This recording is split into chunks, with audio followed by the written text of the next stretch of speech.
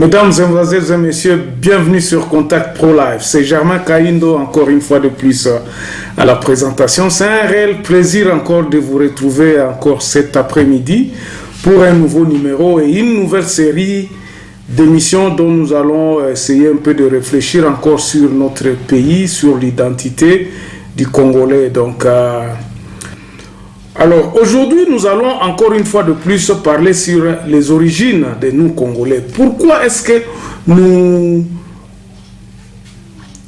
semblons ne pas retrouver les Congolais qui est en nous? Pourquoi est-ce que ça se passe ainsi? D'abord, nous avons des mentalités divisionnistes. Donc, nous sommes trop égoïstes. Nous sommes... et c'est déplorable, c'est ce que nous constatons tous les jours. Nous avons constaté, Mikolonioso, que de plus en plus Congolais sont trop individuels. Congolais n'a pas le sens national. Congolais ata azandeni mais euti wapi eloko oyo. S'il faut réfléchir, tout na penza que eloko euti wapi. Et comment y remédier maintenant? Alors, dans l'émission, série Mibale on a kosala, na otalisa batu, ndenge nini, division et c'est comment na ba mentalité. Pourquoi est-ce que le Congolais ne veut pas développer son pays? Parce que c'est question de volonté. Vous entendrez tous ces bazolo baka que non, ils ont volonté politique, ils ont kozanga. Eza volonté boy, mais parce que toza na origine tozo zanga place nini yango nos racines. Est-ce que nous protégeons nos racines? Est-ce que ba racines na biso eza protégées? Est-ce que nous reconnaissons d'où nous venons? C'est trop. Alors, est-ce que nous connaissons, nous les Congolais, est-ce que nous valorisons vraiment nos origines? Parce que ceux qui tolingi restructurer Congo, il faut que nous commençons à restructurer nos origines. Il faut que nous commençons à savoir d'où effectivement nous venons pour que nous puissions savoir où est-ce que nous allons. Démocratie à l'occidental savent bien montrer ses limites. Ça a bien montré ses limites. Ça ne fait pas progresser le pays. Ça ne fait... Donc, le pays est s'engouffrer de plus en plus. Et puis, nous autres, les Congolais, nous ne voulons pas... Tozo lingate, kota la vérité en face, kolobake non, biloko yo, ezo marchete. Ceci, ça ne marche pas. Pourquoi est-ce que nous pouvons continuer sur la même lancée? Parce que les mêmes histoires produisent les mêmes effets. Est-ce qu'il n'y a pas moyen de changer? Mais pour changer tant que il faut que nous commençons à planter aujourd'hui pour que nous essayions, nous espérions que dans 10 ans, Tokyo banda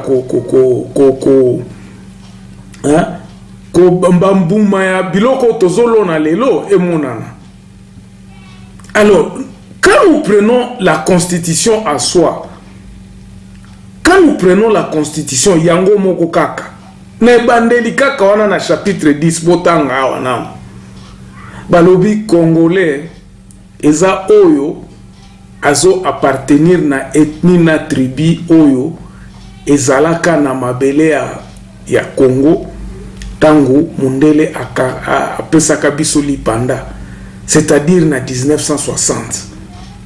Balobaka te batu nyonso, non, balobaka mutu oyo azali membre ya un ethnie ou une tribu. La tribu na ye, membre ya tribu wana.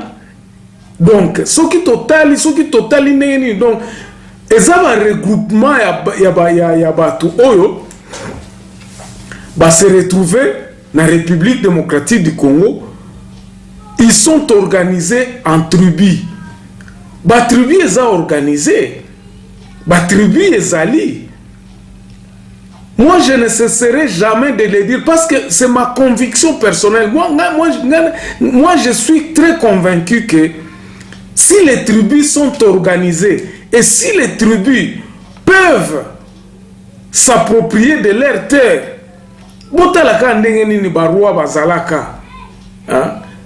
quand vous quand vous lisez l'histoire de notre pays, les royaumes Congo, les royaumes Cuba, même ce qu'on cueille à te pas Baema, ok pas Balendu, tu vas trouver des gens, ok na ba tribu soana, tu vas trouver les gens, un groupement de tribus, bazo se reconnaître membre, il y a bazo lobake awandeze panabiso. Parce que banzela nyoso oyo tozo lunga to meka to salaboe ezo simbate. Ça ne marche pas. Nous sommes dans un imbroglio terrible. Ba parti politique oyo ndenge tozo sangana toko continuer kolobaka boete, mais si nous n'avons pas encore retrouvé l'ossature, ce qui t'a retrouvé te origine na biso to protéger ba origine na biso congolais nyonso to pesie to lobi non na histoire na biso to tanga ke no toza soki 450 tribus to répertorier na ba tribu wana na ba chef na bango, que les gens puissent se regrouper dans leur terre. Aujourd'hui nous sommes des milliers d'intellectuels au ki kolobate que ça te neti na 60, non. Que les gens puissent se regrouper d'abord, non, et pas nabiso, tozana boena. Donc, moi je prône, philosophie nanga lelo une proposition nanga pour les Congolais, c'est quoi? C'est qu'il faut que les gens puissent se regrouper d'abord dans la tribu, autorité morale. Regarde, aujourd'hui, nous sommes en train de se dire que non, il y a une autorité morale à Kingakati. Qu'est-ce que cela veut dire?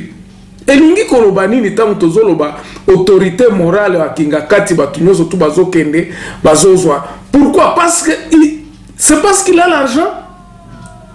Mbongo wana zui ango wapi soki mbongo nde mtu bake etinda batu bakende Kingakati. Nous avons des chefs coutumiers que nous tous, à Tozanani, on va reconnaître. Moi, nous vivons ici en Afrique du Sud, nous connaissons comment ça se passe.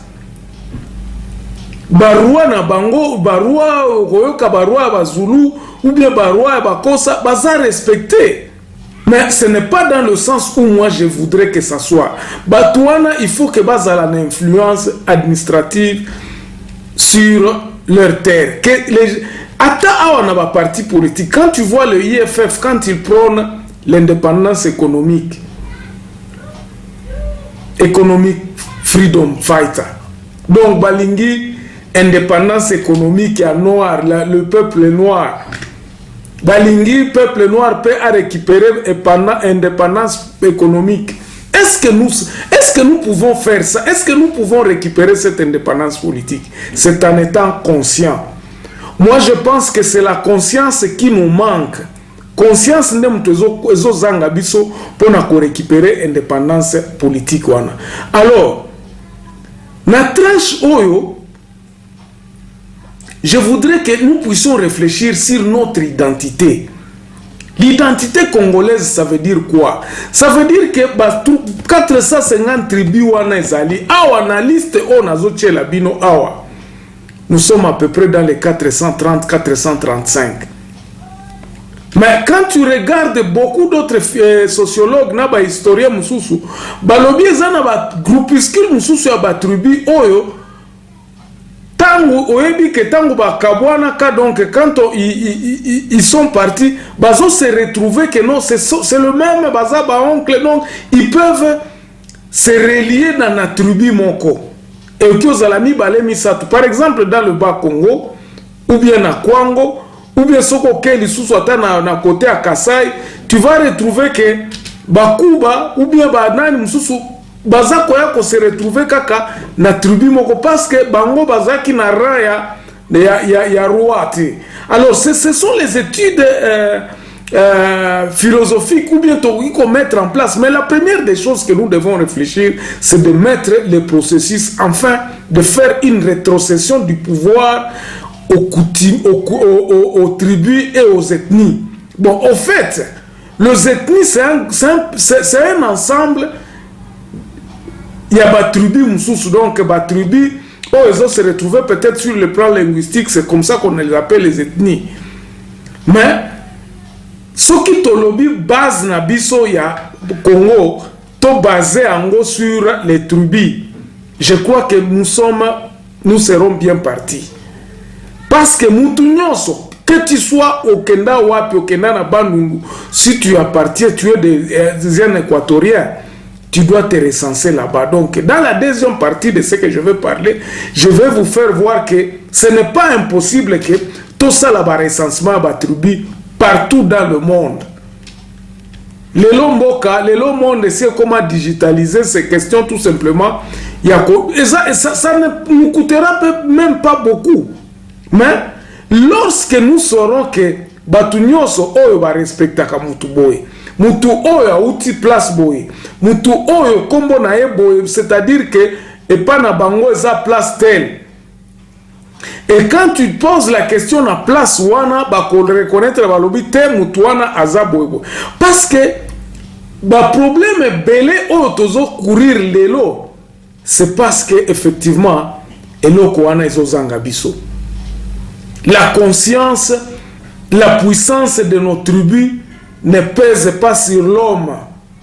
Donc, to komaneti panzana partout, on ne connaît pas origine nangeza wapi, qui est congolais, qui ne l'est pas, eza mawatro. Alors, biloko yo conséquence nango eza ndenge nini? Eza que tous les mutu, par tous les moyens, okoluka au conquérir pouvoir. Pouvoir est kouta na mingi eza légitimité. Le blanc est venu avec la méthode de Kolobato Salakaba élection. Oui, c'est vrai. Parce que même à Tana coutume na biso, beaucoup de gens vous diront que non, notable na katia na royaume, les notables aussi étaient quelquefois élus, on les désignait, donc par une élection, même indirecte, ils étaient aussi désignés dans la population, donc coaider chef, coaider le chef coutumier, quoi. Donc on les désignait, et c'était des gens qui étaient dans la moralité, qui choisit en fonction de leur moralité, en fonction de leur position, en fonction ya ndenge nini batu bamona kabango na kati ya village kuna. Et donc aujourd'hui on a banalisé pratiquement les tribus, et tant qu'on va banaliser les tribus, c'est nous-mêmes qui ont banalisé ces tribus. Tout ça que les tribus wana ezali sous une importance mon côté. Et ainsi aujourd'hui, tant que Tozako Lukato s'est mixé, on se retrouve que moyens athées. Tozoko kate. Alors, dans la deuxième partie, Nazo Lobelabino sur le tribu et le tribalisme, différence des nini. Pour que Toyeba que non, attention Nabiso, il faut redonner le pouvoir à ceux qui ont la légitimité de terre. Pouvoir exact que non, bakoloba que non, bino terre na bino yango parce que bino de bobo. Non, il faut que vous ayez vraiment le pouvoir réel. Et le pouvoir réel, c'est de contrôler sa terre, c'est de savoir organiser sa tribu, organiser sur le plan administratif, au retour, oyeba ko compter batu, oyeba ke batu oyo baza na moten na bazo vivre na mtindo oyo na ndenge aboye. Donc nous sommes combien, vous pouvez le compter, bazala kawapi, banani bakchomer, baza combien na tribu nangai, tout ça, et que le chef soit désigné na ndenge oyo ezalaka kala. Et là nous saurons que non, le pouvoir ezana batuana, mais ce qui siko tokomi na état, je l'expliquerai maintenant na katia deuxième partie. Je m'arrête à ce moment ici. Et on se retrouve dans la deuxième partie. Merci beaucoup de nous avoir encore suivis et que la paix règne dans vos cœurs. Au revoir.